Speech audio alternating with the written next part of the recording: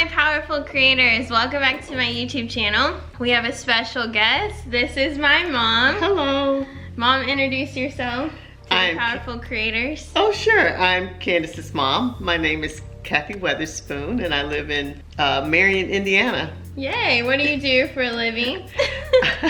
I'm the executive director of a not-for-profit called Thriving Families, Thriving Grant County, where we are focused on eradicating childhood poverty in our county. She's awesome. So, very inspired by you. We're very close, very close mom and daughter duo. Yeah. Talk every day. And so I thought it would be great for you guys, powerful creators, to meet my mom, who has inspired me with law of attraction, manifestation, prayer, my relationship with God, everything. So here is the queen of it all. Aww. And we're just gonna ask her a couple of questions. She doesn't know the questions, but these are questions that you want to ask your mom or anyone in your life that you love. So let's get started. So the first question is, what's your morning routine? For the last 3.5 years, my morning routine has been getting up, getting my cup of coffee, and turning on MSNBC to see what Trump's done since I've been asleep. And she likes to update her on what's going on in the world. Why do you think you're so into updating yourself on everything? Because I feel like, first of all, because I work in an industry where I'm serving others and policy is so important. That's foremost. Most important to me. And then secondly, I like being able to be intellectual about things. Yeah. I like to think through and have substance in how I live, how I think, in conversations. I love fun, but I like having in-depth conversations. Being deep. And you've always been that way, and I have a younger brother, and you've always taught us to have those deep conversations, keep yourself informed. And that's a really important topic too. Just keep yourself informed on today's subjects, what you like to do, even updating yourself on your dreams and goals. And if you're interested in any technology or whatever, you should be knowing the top things about that. So that's a great advice. Thank you. The second question is, what's your favorite skincare brand? Fresh. I love Fresh, and you introduced me to Fresh. So it just feels so good on my skin, and I've noticed since I've been using it over the last 3.5 years how my skin is changing, that I'm wrinkling less through my routine, and my makeup goes on a lot smoother because of the products that I'm using. And she really likes the Fresh toner. I know that. Toner is so important when you're doing your skincare. After you do your skin wash, you want to follow it up with a toner, and homegirl has really done her toner. Like, look at her, her skin is so beautiful. Thank you. So, yeah. Okay, what would be your ideal perfect day? Oh, wow. Oh, my ideal perfect day. It's raining outside and I'm indoors. It's quiet in my home, and I'm cuddled up with a good book and a glass of wine. That sounds nice. I just love days like that. And every time I look at the clock, time has not like gone by fast. It's kind of slowed down. Noon. Yeah, and I'm like, oh my God, it's only 2 o'clock. I thought it was 5 o'clock. And so those kind of days are perfect for me. Okay, slow and mellow. Yeah, I like that. I love alone time. Yeah. So yeah, I really get off on that. Me too. Okay, if you could live anywhere in the world, where would you live? The first thing comes to mind is Europe, because I've lived there before. And I remember when we went to Paris, France, I just resonated with the culture, with the demographics, the people, the diversity, the fashion. The food, and that was back when coffee shops were just beginning to play outdoors, and so we got to experience that. And so I think that I would love to In fact, that's a goal of mine, is to, when I retire, that your dad and I spend at least 6 months in Europe. That'd be amazing. I would love to visit my parents in Europe. That sounds so cool. You're welcome to. Thanks for the invitation. Oh, you're welcome. Okay, let's go into the second part of my questions. When did you know you wanted to be a mom? Or to become a mom? Because I know that's two different things. Like when you're young, you're like, oh, I want to be a mom someday. But when was it in your life where you're like, okay, I think it's time. I really want to be a mom. I'm not sure. So I can't really answer that specifically based on age or time frame. I just remember when your dad asked me to marry him, I thought about being a mom and what that would be. So when he asked, I had questions for him about what type dad he wanted to be, what type, you know, what will we allow our kids to do and what we won't. So I guess that's when I began to like think more seriously about being a mom. But I have thoroughly enjoyed being a mom. I think it is the best career ever, is to be a mother. You're welcome. Oh, you're welcome. Oh, thank you. I said you're welcome. But I think with motherhood, it's like every stage of your child's life is an adventure. And even when my kids were little, I enjoyed it. And now that they're adults and they have their own life, I'm still enjoying it. So just finding my place in their life. That goes into my next question. Does being my mom get easier with time or harder? Oh, that's a difficult question. So I don't know. I can't really say. That's one of those questions I can't really define. I think that I know for sure that as a mom, I'm as happy as my saddest child. So if my child, one of my children are having a difficult time or they're struggling through something, I'm struggling too. Right. So I'm emotionally attached to that. Sure. And so I kind of embrace that, you know, but right now everything looks good. Everybody's got a job and we're all independent here, thank the Lord. So let's keep that going. Yeah, let's keep that going. I haven't told you guys my story of struggling in LA yet, but I will do a video on that. So I think that's basically what she was talking about. You know, when I was first in LA and really struggling financially, friends, everything. And she was sad with me along that. But now, you know, God has really blessed me and blessed me with a lot of different things in life, with my career and having my own apartment and everything. It's a big change, but I mean, I'm very thankful to have a mom who was always encouraging and blessing me with prayer and very my cheerleader, very much my cheerleader in those valleys. So yeah, and I like to add to that, you know, my kids are my priority, and I don't want to do anything else but be their mom and be there for them regardless of what they're going through. So I will always have your back. Thank you, Mommy. You're welcome. Yeah. Okay, so what do you miss about me living with you and Dad? Nothing. No.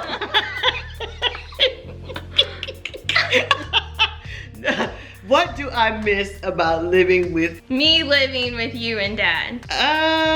Nothing. I'll be honest. I mean, I love that you're independent, you're on your own. I'm independent, so I love my own time. And I think that when you come home, because you have to admit that you call me the queen bee, but you definitely like to throw my crown off and say, hey, I'm here and I'm in charge. And so we, as a family, even with your brother, we just kind of like embrace that, you know, when she's around, she's gonna be the boss. So, but you know, when you're here, it's not as bad as you guys are making it. Yes. But when you're here, I just go with the flow, and I thank God every day that you're here. I really do. I love having fun with you. I love being with you. I just enjoy. I just feel so honored that when you and Cortland are home, you guys really enjoy being around us, and so the four of us just have fun together. So if I could say anything that I miss about you not being here, is your laughter, because you laugh all the time and you always know what to do. We kind of you're that family member that kind of puts us all in place and directs us, and we've just always like, okay, she'll make sure we're going here, we're doing this next. Exactly, yeah. You're so structured. We're making a YouTube video. Right.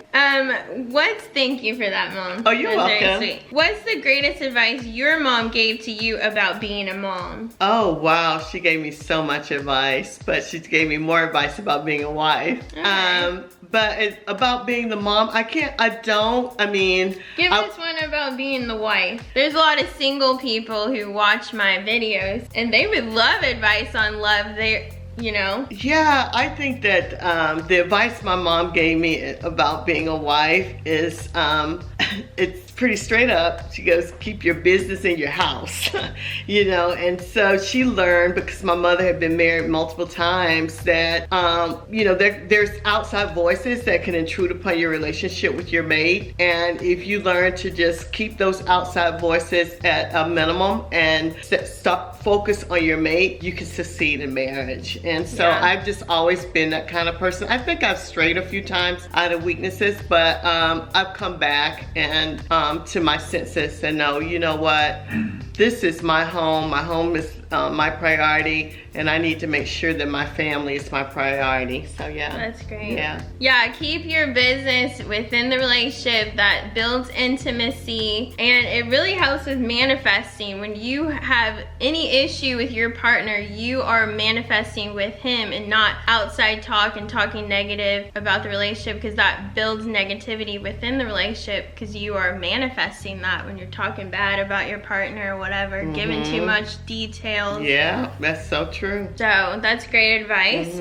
Thank you. What advice would you give to a adult mom? Say if their child is leaving the house, they're gonna be empty nesters. What advice would you give to that mom? Oh, I have so many. But the first thing that comes to mind is, I remember when my daughter left for home, for LA, and it was again those outside voices, people asking me questions about her life and what she was doing, and they weren't really questions of sincerity. I could tell that they were just wanting to pry. Nosy.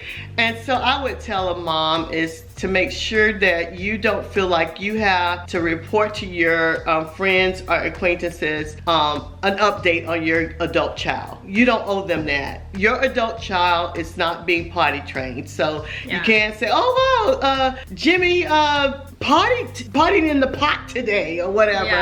And because your adult children are that. They're adults, and they deserve their privacy. And I learned that early, and it really strengthened me, because I lost a few friends over it too, or supposedly friends over it, because I just didn't think anything that my kids were doing was any of their business. It was up to my adult children to tell them if they wanted them to know. It wasn't up to me. So that's what I would say to that. And I always appreciated that if I was doing something, I got to say it first. I was able to announce it first when I wanted to. It wasn't like my mom or my dad were telling people already, oh, she's gonna be on this TV show. I got to announce it and really feel those feelings of accomplishment on my own and spread it when I was ready, not the other way around. And that's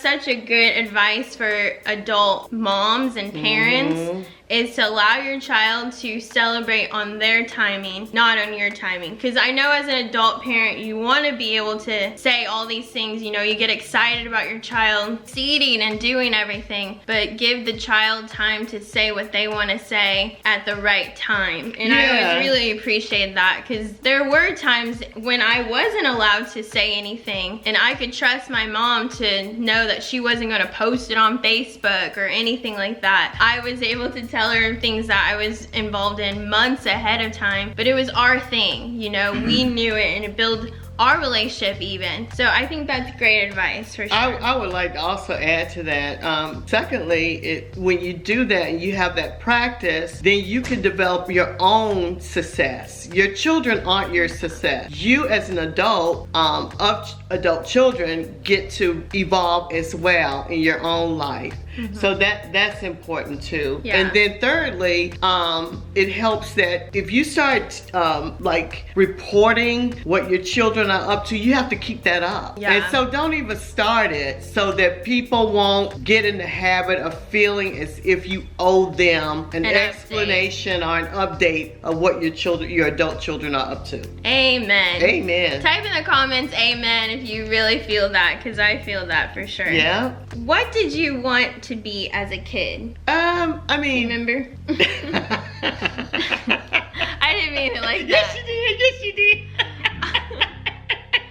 You know, back in my day, careers were pretty basic. So I just always wanted to be a teacher because I think 3rd or 4th grade I started tutoring my friends in math. Okay. And so I always had that ability to teach. And I feel like teaching can be more than classroom. And I was in higher ed for 12 years. Yeah, and she became a professor, and right. you know, you still teach. You know? Exactly. That's where I And was you going love with people. that. You Yeah, love you know, there are different ways to teach. It doesn't have to be classroom only. So yeah. I feel like as a child we attach to careers that we eventually will do in some type of realm.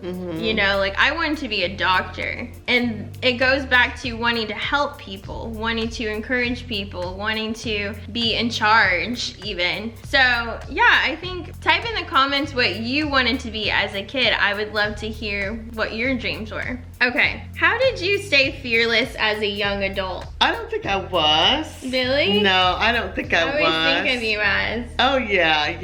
I had a lot of insecurities as a young adult when I was in college, 18, 19, because of my background. So I always appeared as I was fearless because I only had me to take care of. I mean, I didn't have anyone I could depend on, so I worked a lot and I went to school and those sort of things. But no, I think that I began to develop my fierceness. Wow, I don't know exactly. I feel like I'm 62 now, so I feel like I'm just into that optimal fierceness. Yeah. Where I just don't give a damn, you know. She's a savage.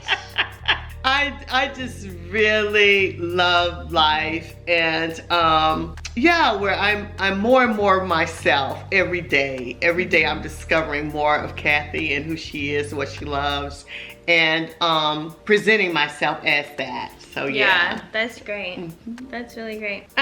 What is your definition of purpose? Oh wow, these are very good questions that I would have loved to ponder on prior to this, but okay.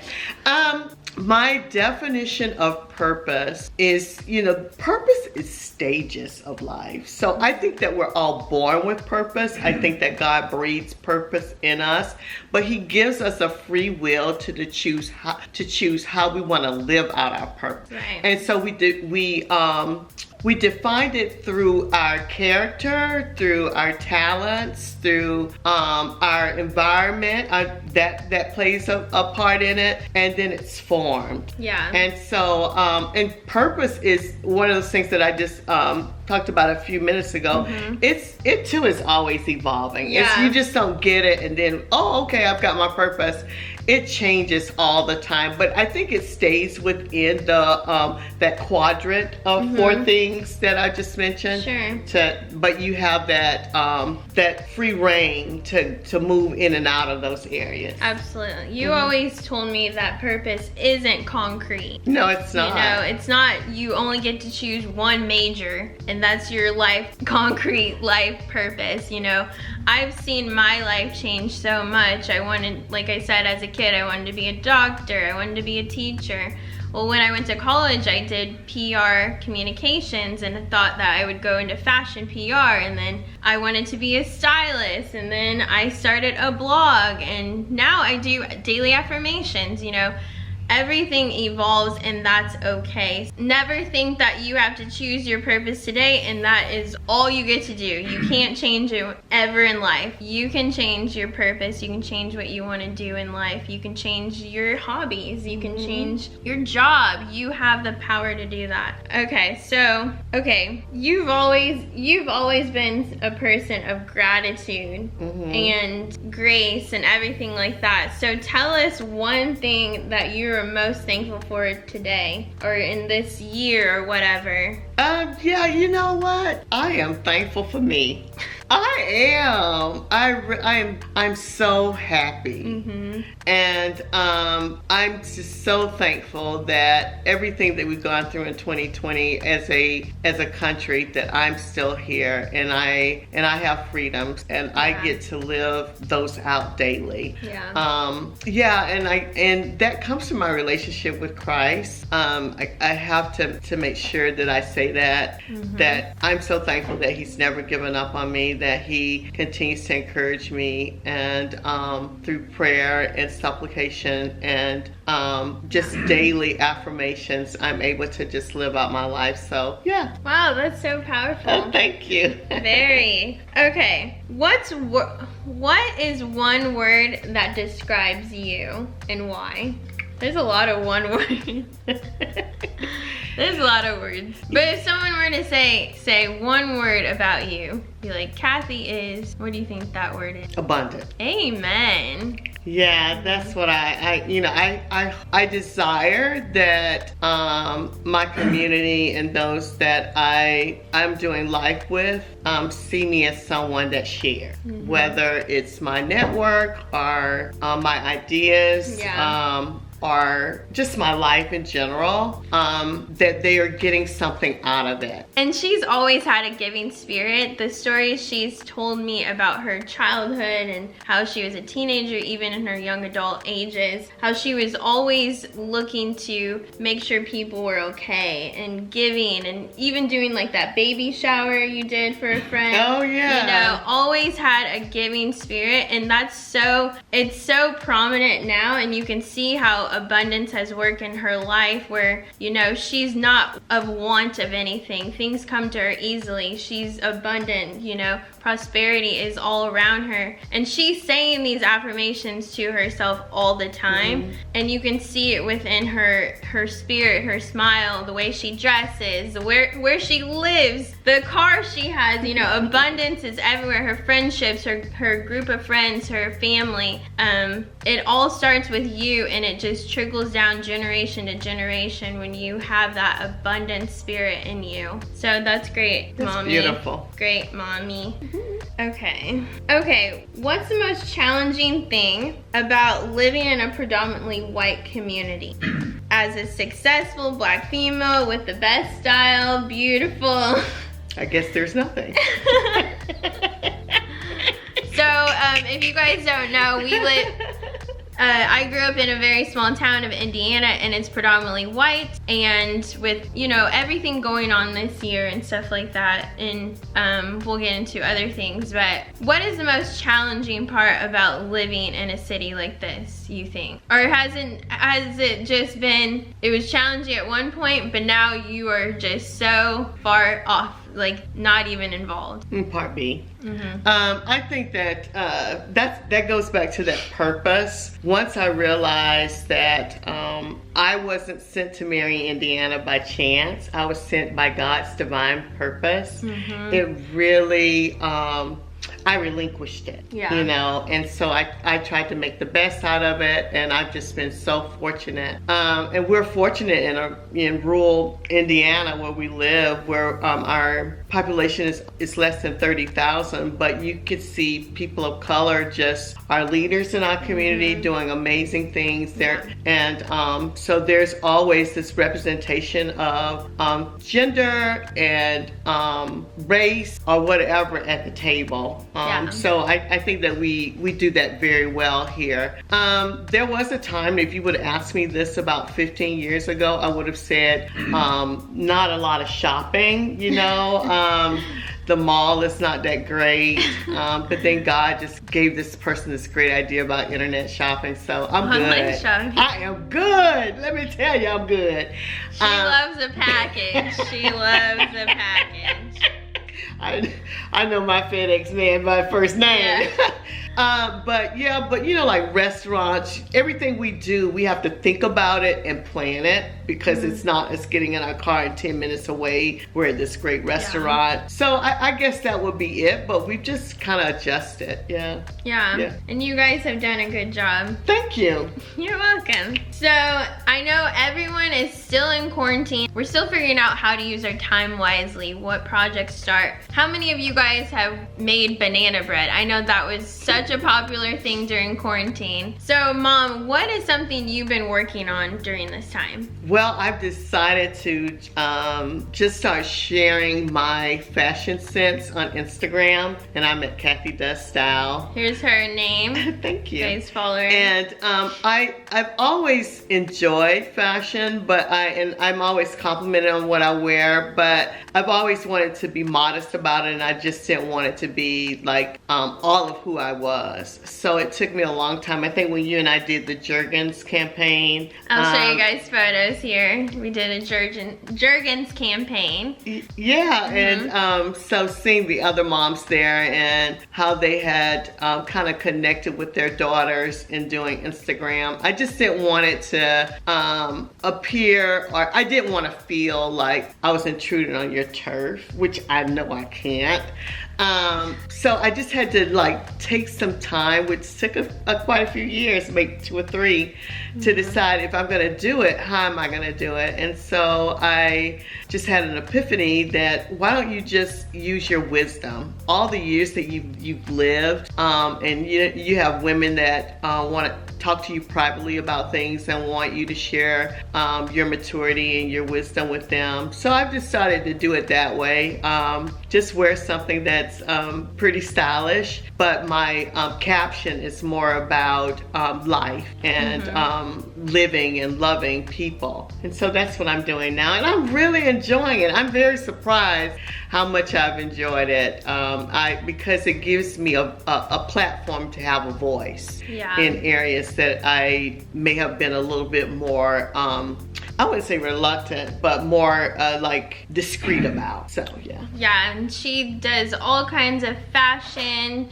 What would you say your style is? It's like classy, chic, but a little edgy at times. Yes, you know, my Fendi boots. She loves color. She loves to wear color, but she's really targeting women who are older, who want to learn about fashion but don't know how to start. And she also, like she says, gives great advice about life and what everyone's going through and what you need to be encouraged on. So definitely follow her, and tell your mom, tell your parents to follow her if you're a young kid or whatever. Tell everyone to follow Kathy Does Style. Yes, thank you. Okay, so you know this channel is about law of attraction and everything. So how has the law of attraction worked for you?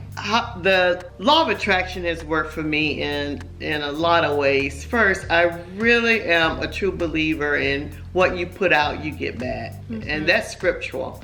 So if I'm gonna put out negativity, I'm gonna get negativity back. So I deliberately put out positivity and just make sure that my words, my energy, my confirmations, or how I speak to people, are words and rhetoric that edifies and not put down. I think that that's how law of attraction has worked best for me. And that's how it should work for everybody. You should never talk about the negative things in your life all the time. And I know that there's people in your life where you need to vent to, and I get that. But if it becomes a habit where you're always complaining, always looking at the lacks in your life, then the universe and God, whatever you want to say, is going to bring that back to you. Because like my mom said, the energy you put out is the energy you're going to bring back into your life. So what do you want to bring back into your life? You should want love and abundance, things like that. So you're gonna bring that energy out so that it comes right back to you.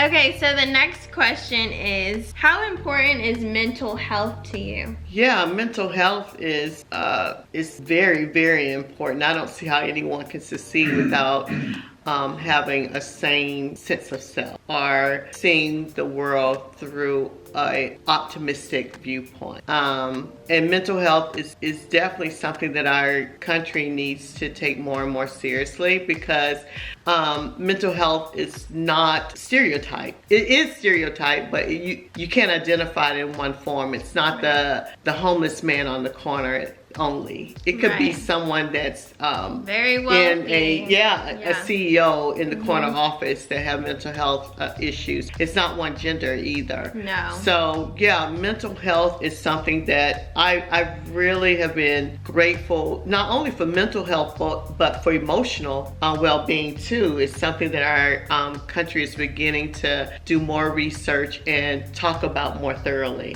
and that's so important, especially during the COVID-19 season. Yeah. And as it's Suicide Awareness Month, you know, we encourage you to talk to someone if you can. You know, I'm gonna put a link in the description if you need to talk to someone. There's links and numbers, anything like that. But mental health is super, super, absolutely important. Check on your friends, check on yourself, and you know, make sure you're okay as much as you can, for sure. Yeah. Okay, so Mom, this year has been one of those years that's just like one thing after another, but it also brought a lot of beauty when it came to the Black Lives Matter movement. We saw how the whole world was backing up Black lives. And what was your feelings during that first week? I think it was like a whole week where we had the entire nation, and even outside, you know, there were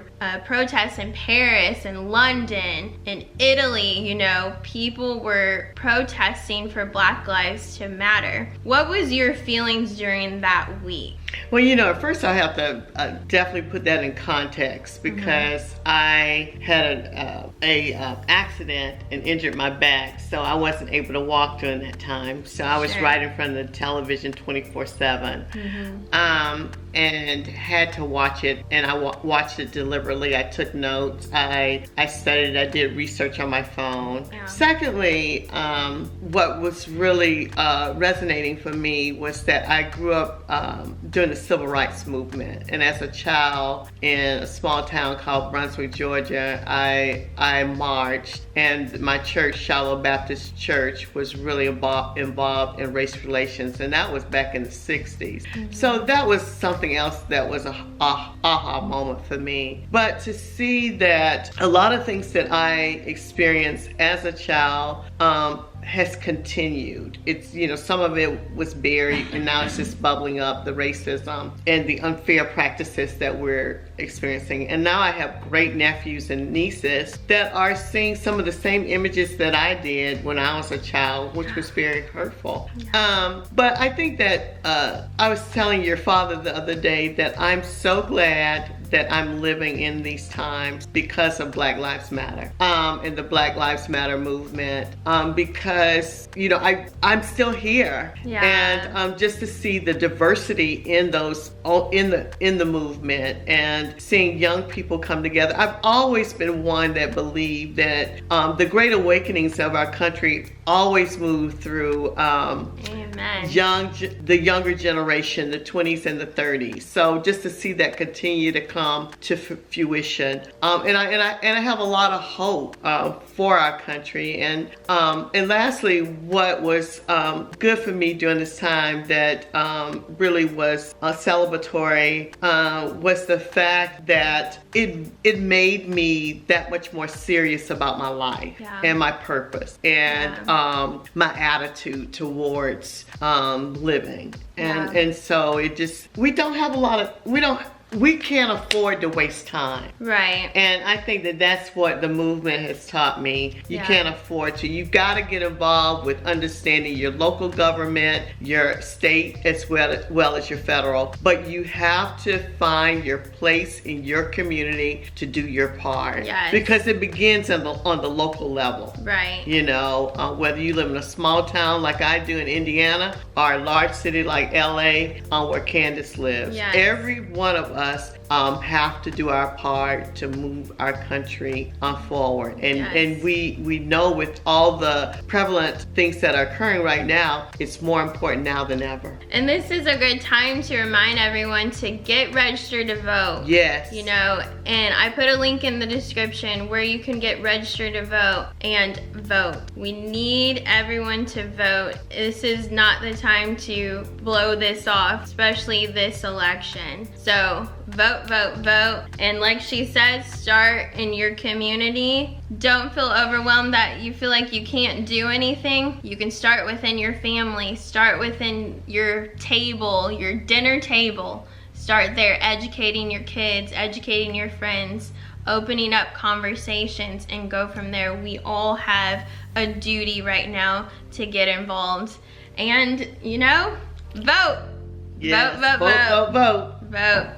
Okay, so this is our last question for today. I've had a great time talking with you, Mom. Thank you. So I know, like we said, there's a lot going on, but I think the best thing for us to do is to be kind and show love. What's your advice on how to be kind to others? I think my advice for kindness is synonymous to equity. It's just so important that we see people, their humanness, to see people as something that we can honor, and that they deserve just as much as we have. Yeah. And so that's what I desire for our nation, is to really hone in on the value of equity. Yeah. Making sure that we're taking care of those that are houseless, that don't have food,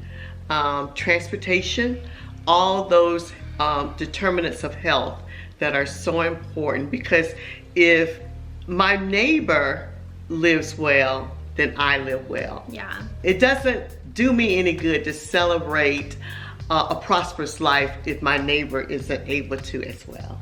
Amen. I love that. And that really goes into something me and my mom started, which is a charity called Beauty Within. It doesn't matter who you are, what your background is. We love to give to people in need. And what we want to do for this video is, I didn't tell my mom, we're gonna do a giveaway. I get a lot of products, and that's why we started Beauty Within, to give to people in need. But we're gonna do a giveaway, and we're gonna give some products to one of you lucky winners. All you have to do is follow my mom on Instagram, follow me, and subscribe to this channel, and comment below something you learned from this video that my mom said that really resonated with you, that really motivates you. She said a lot of wisdom. She's a well of wisdom. Finally got to say that. Well of wisdom. And so you guys, if you want to be a part of this giveaway, follow me at Candace Nikea, follow my mom, Kathy Does Style, and subscribe to this channel, like this video, and if you want a bonus entry, follow at Beauty Within Gives on Instagram. And thank you so much, Mom, for being part of the video. Thank you for having me. I really appreciate it. Thank you for the opportunity. And I'm so proud of you. Love you. Love you too. And I know you guys really enjoyed my mom, so make sure you do follow her and look at her style and her advice and everything. But again, be a part of our giveaway, because it's super easy to be a part of, and we give out the best products. We got some good stuff. We have great stuff, so make sure you follow us and do everything in the giveaway. If you need more details on the giveaway and when it ends, go to my description as well. Thank you guys so much for watching. I love you so much, powerful creators, and I will talk to you in my next video. Bye. Bye-bye.